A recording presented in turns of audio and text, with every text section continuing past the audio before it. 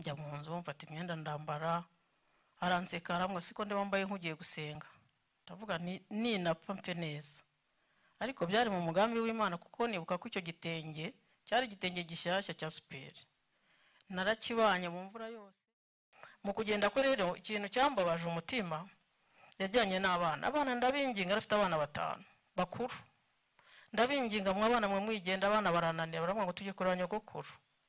Nkora ibishoboka byose biranga kugira ngo mbabuze. Birageje baragenda. Hanyuma mu kugenda babonanye na mukecuru. Bamaze kubonana aravuga ati rero wa mwana we nimwirukanye mugende, ahangaha nubwo mureba mpari ariko mfite abarinzi. Ijambo bambwiye barambwiye ngo umunsi bazashyingura Habyarimana ngo bazamunyorosa. Cyari umukecuru muremure cyane. Bamubonye basa n'abantu bamuzanye ibintu by'uburyarya, baramwishimira cyane, ngo turanezerewe kuba ngo umugore wa Emira kiriho. Hanyuma baravuga ati nubwo umugabo yapfuye wowe bakaba barahashenye, ariko turagushakira ahantu ho kuba hariya mu centre n'abana bafite tubafashirizaho. Bakoresha ayo mayeri, arangije bamubaza amabanga yose arayababwira. Arangije arababwira ngo nsize Fayina, abangira nari ndi mu gihuru, ababwira ukuntu umupasiteri wadufashije muri iyo minsi yose. Hanyuma birangiye urupfu rwe bamushotaguye imigeri, afite indamezi 8. Urwo rupfu rwarambabaje. Bamushotagura imigeri, amakuru atubwira ko yarinze apfa ari imigeri yonyine bakimutera. Ariko ndagenda mpeka umwana umwe, undi ndamwihora aragumya araryama. Ndasohoka, hanyuma tugeze ku muhanda, hari ahantu bugufi bw'umuhanda, abantu benshi nyine baranshungera. Muri uko gushungera rero nibwo abasirikare bavuze bati rero iyi karitsiye yanyu ntacyo mwakoze. Bakajya bareba umuntu gutya kuva ati wowe uri umututsi, bareba undi batura umututsi, mbese babashyira ahantu benshi bati mwese muri abatutsi. Rero iyi karitsiye igomba gukosorwa. Baravuga ati ariko reka tubanze tuvanemo iyi nyenzikazi. Barongera barantambikana, bangejeje hirya gatoya, nibwo umusirikare umwe yavuze ngo tumwice. Undi aravuga ngo oya ntago tumwica kubera ko nge ntinya Bibiliya. Uwo musirikare avuga ngo nge ntinya Bibiliya. Aravuga ngo nta wamenye by'iyi Bibiliya ngo ntabwo mwica. Undi ahita avuga ngo noneho madamu ngo tukujyane mu ishyamba ngo nituvayo ngo acyo tukubaza ngo turagaruka. Nitwa Murekatete Fayina, ntuye mu murenge wa Kigali mu kagari ka Nyabugogo mu mudugudu wa Gakoni. Ndi umuvugabutumwa nk'uko bari bamaze kubibabwira. Ndi umubyeyi ufite abana 2 b'abahungu, ariko n'abasore kuko n'abana bavutse mbere ya jenoside. Mufite imyaka 34, undi afite imyaka 30. Banje gushimira Imana yunamuye igihugu cyacu cy'u Rwanda, uyu munsi Abanyarwanda tukaba turiho kandi turiho neza. Imana ishimwe. Shimiye itorero ryacu rya ADEPR ryateguye umwanya mwiza kugira ngo twicara ahangaha, hanyuma tubwire abantu kugira neza kw'Imana, tubwire abantu imbaraga z'Imana, tubwire abantu ko gukira bishoboka, hanyuma umuntu yamara gukira agakiza n'abandi. Navukiye mu murenge wa Mageregere, ariko uyu munsi ntuye mu murenge wa Kigali nk'uko nabibabwiye. Jenoside yabaye maze imyaka 5 n'amezi 7 nubatse urugo. Nari mbyayemo inshuro 3, sibyo ko ntagize amahirwe yo gukomeza nyine kugira abo bana bose. Muri jenoside mo hagati mu minsi twarimo nyine y'uruzerero nk'Abanyarwanda muri rusange, umwana nari mfiteho umukobwa yitabye Imana azize uburwayi butazwi, urumva nta n'ubuvuzi bwari buriho. Hanyuma nsigarana abo ngabo 2. Mu ijoro rero rya jenoside, mu gitondo cyaho nibwo twabyutse muri radio numva ibintu bisamiranye ibirwa byari byo, ariko umugabo nyine ahita ambwira ngo Habyarimana yapfuye.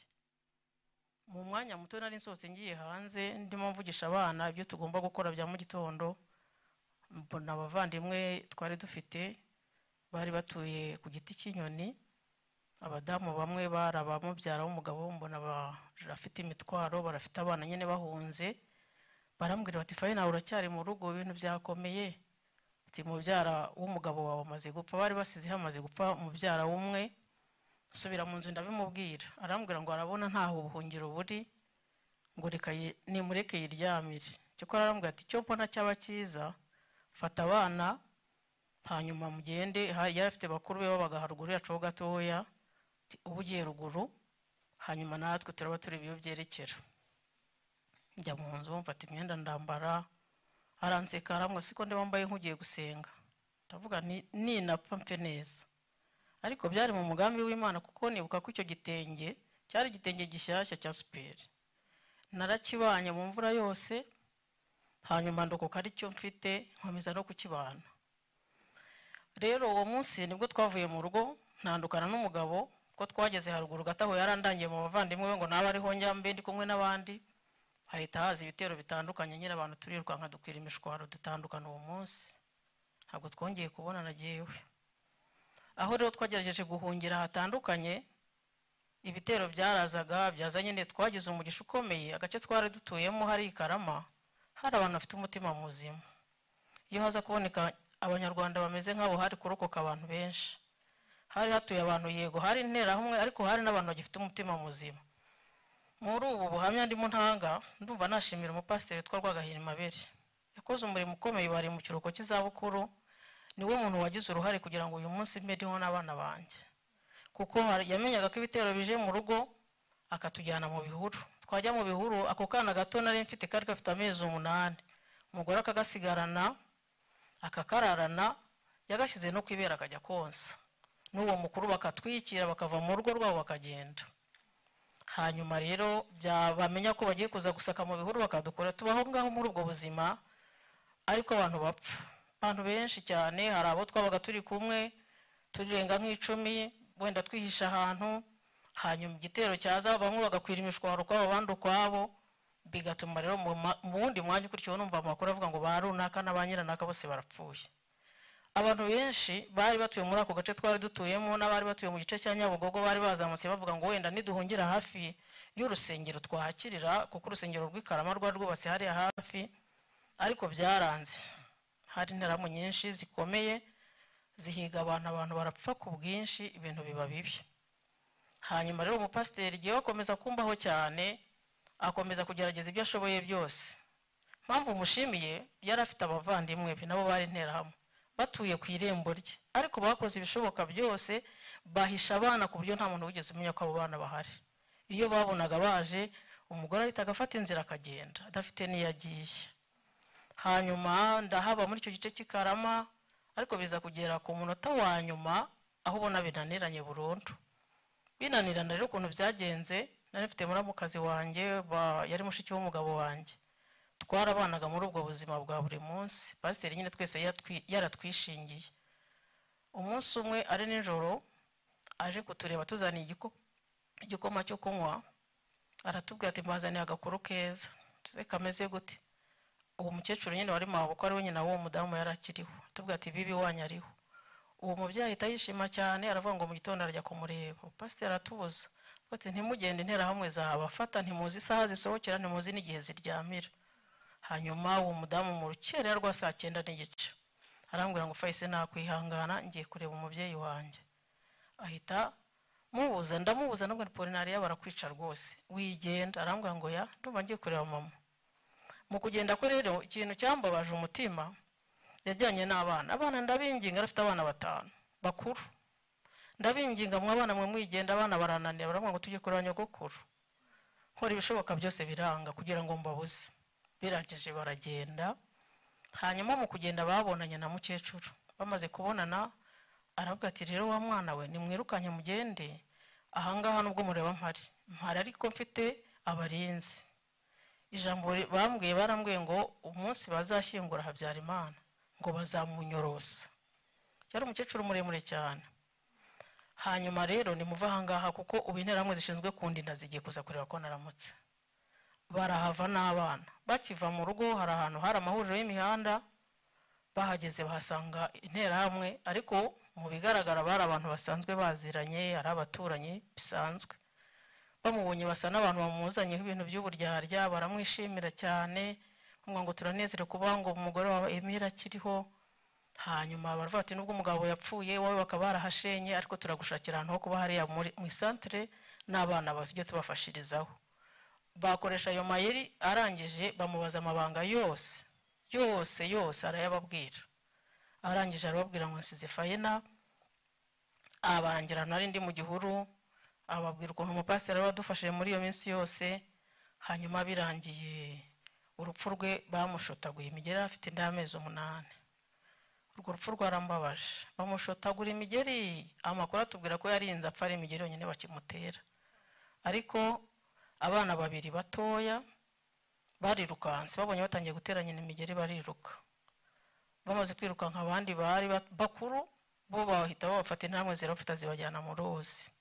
Hanyuma rero uwo munsi nibwo byambereye bibi cyane kurushaho, ko inkuru yari maze kwamamara cyane. Pasiteri nawe nta kintu yari agifite cyo gukora, ariko tugira umugisha interamwe ivamo, iragenda ibwira pasiteri ayo makuru yose. Baravuga bati none interamwe zimanutse zigiye muri cya gihuru. Amakuru atubwira ko amahirwe nagize nuko zageze mu nzira zihura n'abandi bantu. Sinishimiye ko bapfuye, ariko urumva Bibiliya n'igivuga ngo hari igihe Imana itanga ingabo nyinshi zigapfa ku bwacu. Batinda rero basa n'abantu barimo kurwana n'abo bantu bashaka kubica, bituma yantera hamwe. Icyo yari maze kubwira pasiteri ko bagiye kuza kundeba, pasiteri aza yirukanka araza nkura mu gihuru. Ngeze mu nzu iwe nsanga nyine abantu bose barahuzuye, babuze ikintu cyo gukora. Baravuga ati rero keretse kumujyana akajya kuba mu Kigali. Mu Kigali aho bavugaga ntabwo habaye jenoside cyane, nubwo yahabaye bakica abantu, ariko si cyane nko mu bice byahariya mu kagari ka Nyabugogo, kuko habaga ikigo cya gisirikare. Icyo kigo cya gisirikare rero bishe abantu bamwe ahagana i Muganza epfo. Abasirikare baragenda bahita bavuga ati umuntu wongera kwicana natwe turamwica. Bari abakristo abo basirikare babaga aho ngaho, bituma hataba ubwicanyi bukomeye cyane nk'uko ahandi byagenze. Mu buryo bwo kunjyanayo batangiye kuvuga bati turebe ukuntu twamujyana. Interamwe ziba zirazamutse, zizamutse zivuye aho narindi bambuze, bahita bamfata vuba vuba, sinzi urundi rugo banjyanyemo baronshyiramo. Bavuga bati reka nibura tube tumuhisha ahangaha, hanyuma turebe uburyo twazamujyana. Kujya mu Kigali byaragoranye, birananirana, kuko nta nzira nimwe yari hari bagomba kunyuzamo.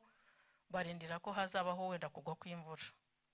Hanyuma rero hari umunsi umwe haguye imvura iguye nyine, hari umupolisi wakoraga muri Nyarugenge, bikiri komine Nyarugenge, araza aramfata antwara muri iyo mvura, aranjyana. Ariko ngenda ntajyanye abana, ko twamanutse tugiye kureba abana. Bamaze kubona ko iyo nkuru yasakaye gutyo, uwo mudamu abana arabafata. Hari undi mukeba wanjye wari uhari, wari utari wapfa, umugabo yari amaze gupfa ariko wakiriho, ngo aza kumenya iyo nkuru aza gutwara abo bana. Aje kubatwara rero banga kubamwima, aravuga ati twe kumutera umubabaro. Aravuga ati byari byose Fayina yapfuye, ni muduha abana bacu. Babuze uko babigenza barabamuha. Noneho mu kugiye gufata abana, nanjye mvuga nti sindi bugende ntajyanye abana banjye. Mageze nsanga nabo bongeye bahunze. Umunsi wambereye mubi, mba umubabaro mwinshi. Ndavuga ngo kugira ngo ngende ntajyanye abana banjye, ndicara ku itongo ryanjye kugeza igihe bari buze bakanyica, cyangwa se mu kimwe munyemere dukurikirane tuye gushaka ahantu abo babyeyi bagiye bampa abana banjye. Hanyuma uwo mupolisi arambwira ati rero Fayina ihangane, gupfa k'umuntu ni umunota umwe, nibura uwo kubaho nyemerera nkujyana abana ndajya kubakuzanira. Urabazana se uramenya bari? Ati ndasigara nshakisha amakuru. Igihe tukirimo dusigana, interamwe ziba ziraje. Urugo rwanjye ni urugo rwashenywe mbere, ko rwari rurimo ubutunzi. Bavuga bati nta handi hantu umuntu yajya gukura ibintu keretse kwa Karangwa. Bahashenye rero mbere. Hanyuma nibwo nageze aho nyine ndabyakira, turazamuka turagenda. Agenda anyuza mu ntoki, imvura itunyagira, ariko mbona ngejeje aho yagombaga kunjyana. Rwa rugo rumwe bari batekereje kunjyanamo, rwa rugo umusaza mama yari atuyemo, ariko nabo urumva barabahigaga. Hanyuma rero tuhageze, namaze iminsi 2 ntarabona abana, mfite umubabaro mwinshi. Ariko Imana iza gukoresha abantu, bagenda bashakisha aho ababyeyi baba bari, baza kubageraho. Babagezeho baravuga ati rero ntabwo dushobora kubaha abana bacu, turabizi ko Fayina yapfuye, ntabwo turi bubahe abana. Baravuga ati mugende muzane ikimenyetso cy'uko ariho. Ubwo nabwo ibindi bibazo nyine ababyeyi barabimana. Ariko byageze hagati baraza, nari narahunganye Bibiliya, mpungana n'irangamuntu yari iri muri Bibiliya. Noneho baje kubera ko iyo Bibiliya uwo mudamu yarayize, ndayimuhereza uwo mukobwa wari uje kundeba, mushyiriye Bibiliya, arabizi neza Bibiliya arayize. Nugerayo arabyemera, natabyemera muri Bibiliya harimo akarangamuntu kanjye ukamuhe. Cyokora bageze baravuga ati byari byo byose tukuzi nk'umurokore, ntabwo watubeshya. Hanyuma rero bamuhaye abana, barabazamukana barabanzanira, basigarana umwe muri bo wari mukuru, bavuga bati ntago abana bangahe bose yazanabashobora, umwe baramusigarana nta kibazo, ariko abo babiri bandi barabanzanira. Hanyuma rero urwo rugo nabayemo narubayemo, ariko nabwo ntabwo byambereye byiza kuko inkuru yarongeye iramenyekana. Ariko imenyekana nyine hari umuntu wari utanze amakuru avuga ko ari aho ngaho mba muri urwo rugo. Bigeze mu masaha y'umugoroba nari mamaze nk'ibyumweru nka 2, umunsi umwe numva ibintu by'ibikweto, ndavuga nti byari byose ubu ni abasirikare, numvaga ari inkweto za gisirikare. Sohoka mu nzu, numva muri nge hajemo gusohoka, mpita nsohoka mera nk'umuntu uri mu mirimo yo mu rugo, nca kuri nyir'urugo yicaye ku muryango n'umugore we, njya mu gikoni. Abasirikare babaraje baramubaza ngo wa mugabo, turashaka inyenzi ziri muri iyi nzu. Umugabo ati ngiri iyi nzu rwose, usibye abana 2 barimo baryamye batoya, nta nyenzi zihari. Bati sugira abagore 2, avuga ati mfite umugore umwe. Bati utari wawe no wowe. Aravuga ati nuriya mudamu uri mu gikoni, ariko ni mwishwa wanjye, jenoside yabaye arahabura hananyura ngo atahe. Bati niwe twashakaga ko twari tubizi ko ahari. Baramubwira ati ngwino. Ndagenda mpeka umwana umwe, undi ndamwihora aragumya araryama.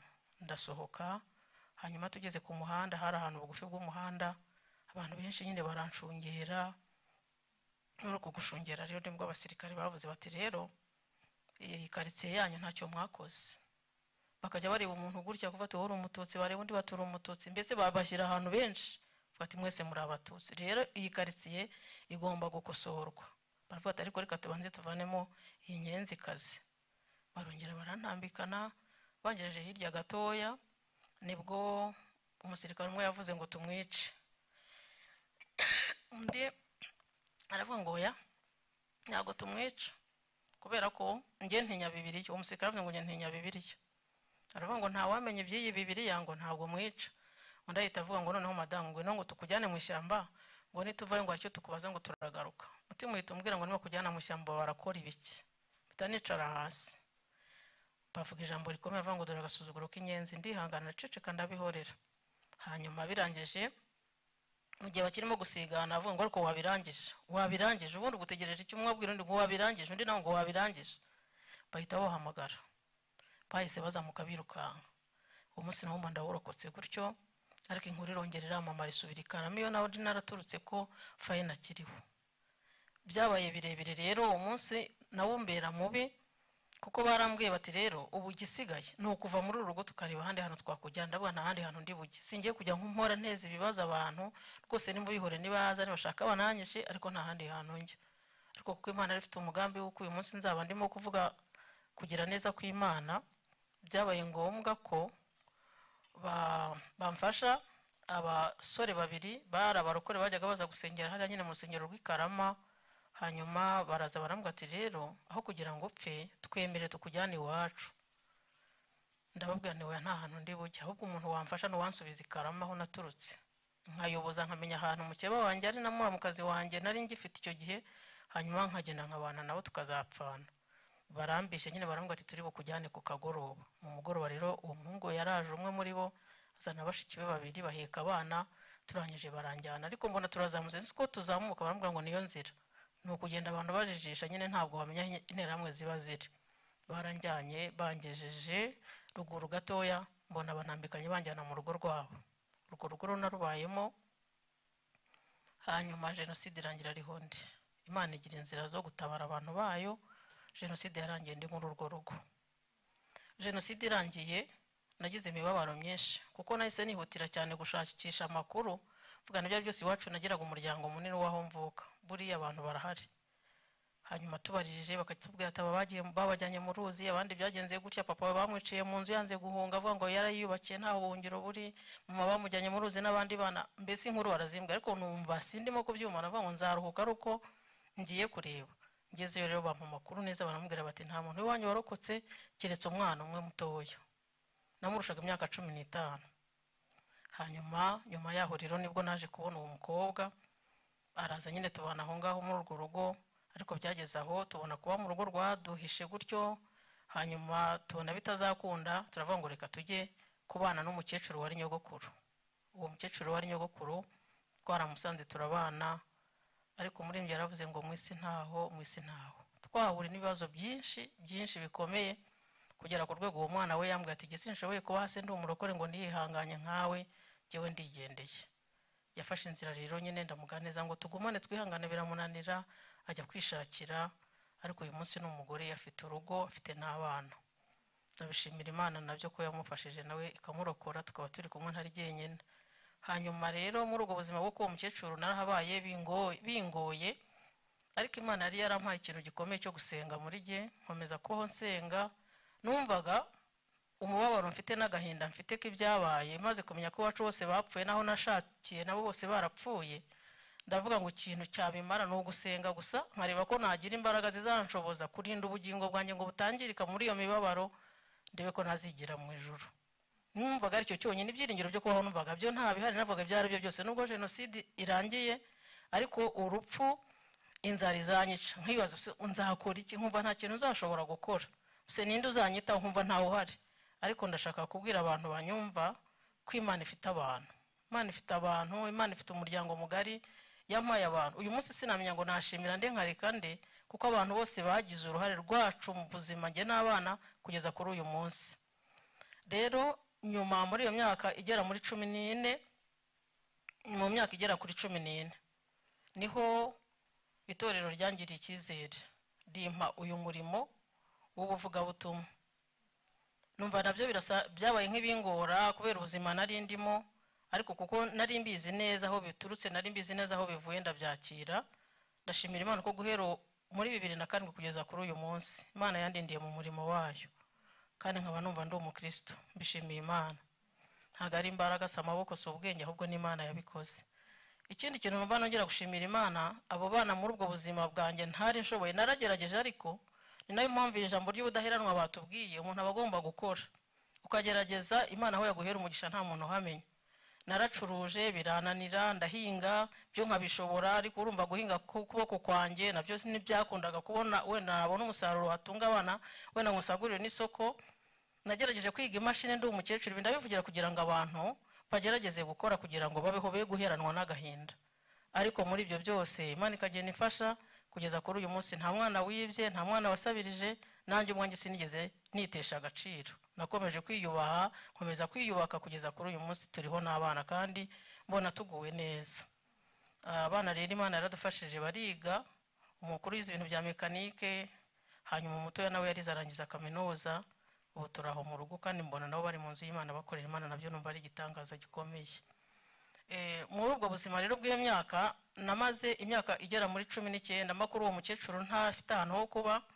2012 nza kwisa n'umuntu ugenda wisuganya gake gake, mbona akabanza gatoya, abantu babimenye baza kumfasha kugira ngo twubake. Muri uko kubaka rero nahuye n'ikibazo gikomeye, nacyo cyababaje umutima wanjye. Twubatse dufite icyangombwa, ariko nyuma cyitwaga icyangombwa cyo kuremera umuturage, ko cyari icyangombwa nyine nahawe n'ubuyobozi. Ariko haza kuba nyine umwuka ntamenya niba n'uwa Satani, umwuka wa Satani. Baravuga ati nta kuntu umuntu mupfakazi yakubaka inzu ingana nka kuriya. Irasenywa, ariko ishenywe ubuyobozi dufite bwiza burabikurikirana. Urwego rwayishenye, ubuyobozi buri hejuru bwarakurikiranye kugeza ko ikibazo cyaje gikemuka, bampaye indi nzu nziza hariya muri uwo mudugudu nababwiye wa Gakoni. Ubu niho ntuye. Aho ntabwo nabura gushimira Imana yabikoze gutyo ikoresheje ubuyobozi. Dufite ubuyobozi bwiza bwita ku baturage, nabyo mbishimiye Imana. Hanyuma maze kugera mu buzima navuga ngo bwo kubakwa n'Imana, n'igihugu kidufashije, abana bamaze gukura, ndi nahaho ngaho nyine mu nzu, naje kumenya inyigisho zingizi itorero ryacu zirimo zigisha abantu z'isanamitima. 2019 njya mu isanamitima, hanyuma njya mu mahugurwa abereye Muhanga. Ngezeyo nimenyaho ikintu ntari nzi. Numvaga ndi muzima, numvaga narababariye abantu, numvaga Imana nshyize mu mutima w'imbabazi, ariko mfite uburwayi bwanjye ntazi ku giti cyanjye. Icyunamo cyabaga nk'uko sinashaka kumva radiyo. Mu buzima bwanjye bwose numvise radiyo uhereye muri 2020. Indi myaka yose sinashakaga radiyo, televiziyo sinashoboraga kuyireba, aho imibiri yabonetse sinashobora kujya gutabara. Mbese nari mfite ihungabana ntazi, ariko nkumva nta kintu simbimenye ko ririmo. Hanyuma rezo nyisho maze kuziga, nibwo nahise nanjye numva muri gihe hari ibintu bihindutse kandi bikomeye. Navuyeyo numva aho imibiri yabonetse najya gushingura, hanyuma aho abantu bagiye ku kiriyo bambe kumucyunamo nk'uko nguko nkumva najya mu biganiro nk'abandi ntangira kubijyamo ntangira kubibamo. Ikindi kintu nakuyemo gikomeye, Imana yampaye imbaraga muri uwo mutima w'imbabazi nari mfite, ariko yampaye imbaraga noneho zo kwinjira, kuko nari maze kwigishwa ibintu bigendanye n'iryo sanamitima, amenya ko abantu barwaye. Ndavuga ngo ubu buvuzi muri nge, izi nyigisho bampaye uyu mutima wawe nkwiriye nanjye kuwuha abandi. Twatangiranye rero n'abamahoro abangaba mu murenge wacu wa Kigali n'ubuyobozi bwacu bwa paruwase, tujya ahantu mu murenge wacu nyine wa Kigali, ahantu ku kagari ka Mwendo na Rwesero, twakora izi nyigisho z'isanamitima. Uyu munsi dufite itsinda ryiza ry'abarokotse, hanyuma riri kumwe n'itsinda ry'abafunguwe basabanye n'imbabazi ku mugaragaro. Kandi abo bantu iyo barebye wumva umuntu yumva aguwe neza, kuko baratubwiye abo bafunguwe, baratubwira ngo bo bakimara gufungurwa bumvaga baba mu mazu yabo, ntibagere mu bantu ko baga bafite ipfunwe rikomeye. Abacitse ku icumu nabo baravuga ati twumvaga tutashaka kubareba, ariko uyu munsi babanye neza, barasurana, batahirana ubukwe, baratabarana, mbese n'ibintu byiza cyane. Muri icyo gihe rero nabonye Imana inkoramo ibitangaza bikomeye. 2018 twigeze tubona umubiri wa murumuna wanjye turawushingura, ko mu bintu byambabazaga ntabwo twari twagize tubona umubiri ngo tugire n'umuntu n'umwe wacu dushingura, bikambabaza. 2018 tubona umubiri w'umwana mutoya turamushingura. Hanyuma 2019 nabwo twagize amahirwe yo kumenya ahantu papa yarari, kuko yari bamwiciye mu nzu, ariko umuntu wari wamushinguye agira ubwoba bwo kuvuga ahantu aherere kugira ngo tumushingure. Ariko nyuma hamwe no gusenga Imana imukorera ku mutima, arahaturangira, turamushingura. Icyo cyanyomoreye umutima.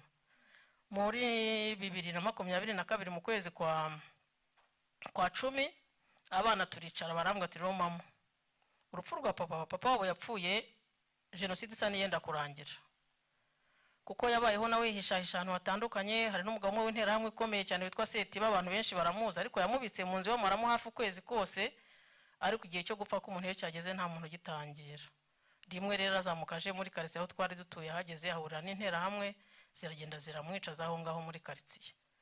Umuntu umwe mu bamwishe, abana baranyicaje muri 2022 mu kwezi kwa 10, barambwira ati mama, dufite ikibazo twumva dushaka gukemura, kimeze gute? Barambwira bati dufite umuntu wishe papa, turahura tukabona afite ipfunwe rikomeye, nubwo watanze imbabazi muri rusange, ariko dukwiriye kumwicaza tukamubwira ko tumubabariye. Hanyuma tubijyaho inama, tubishakira inzira. Ntabwo byoroshye, nimwumva mbivuga mutya ntimugire n'urugendo rurerure. Murumve guhera mu kwezi kwa 10 twamuhaye imbabazi mu kwa mbere, tukibaza inzira bizacamo, twarazibuze. Uyu munsi tukumva twayibonye, ejo byarangiye tukavuga ngo iyi nzira nayo izamugora, cyangwa se natwe izatugora.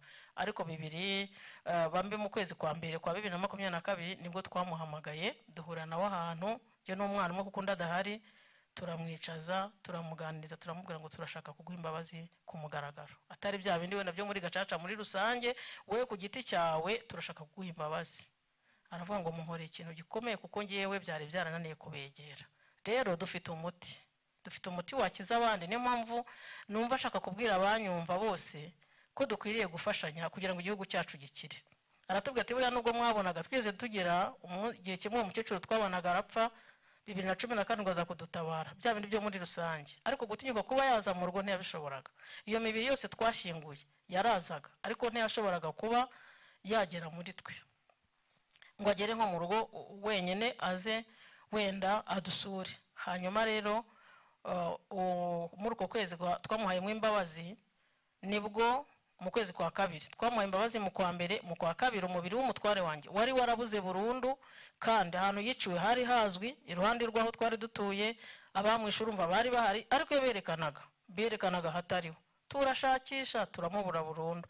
Ariko mu kwezi kwa 2 tugira umugisha ukomeye, umuntu umwe waroje kwiyubakira etage, barimo bakora amakorone bagwa ku mubiri w'umuntu, bahita bahamagara abantu, baravuga bati mukirwa mushakisha uyu muntu ni Theoneste Karangwa, umugabo wa Fayina, kuko niwe muntu wiciwe muri aka gace arabura burundu, kandi ibimenyetso biragaragara. Tugira umugisha dusanga rero niwe. Hanyuma mu kwezi kwa 3 turamushyingura. Ibyo nabyo biruhura umutima wanjye. Mu kubona uwo mubiri rero wabonetse, nari maze hese ndimo kujya guhingira aba bantu bafunguwe. Twagiye gukora ibikorwa byo kujya kubahingisha muri ubu bumwe bwacu nyine dufitanye nabo mu biganiro twari twaragiye tubaha by'isanamitima. Umunsi umwe nagiye guhingira umwe muri abo bantu.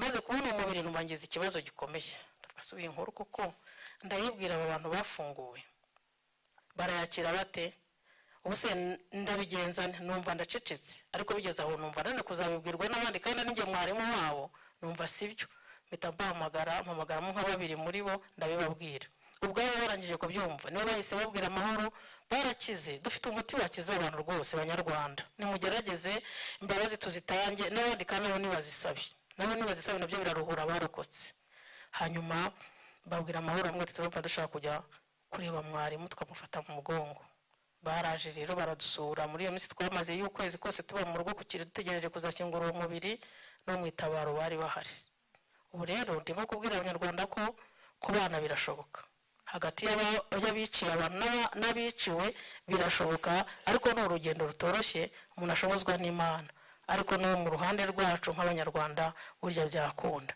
nsoje rero nshimira Imana yabanye nanjye iramfasha buzimira buhindura indindira mu murimo wayo n'abandi baha ubuzima ibaha agakiza hanyuma kandi nshoje mbwira abanyarwanda ko imbabazi zihari abantu turazifite abantu nabo kandi nibasaba imbabazi bazihabwe kuko nazo ntago zibuze turabashimiye mwese Imana ibahe umugisha turashimira itorero ryacu rya ADEPR turashimira igihugu cyacu Imana ikomeze kubaho umugisha mwese shoje mbashimira murakoze kandi numva nabwira abantu ngo nibinjire mu biganiro by'isanamitima bifite icyo bimaze murakoze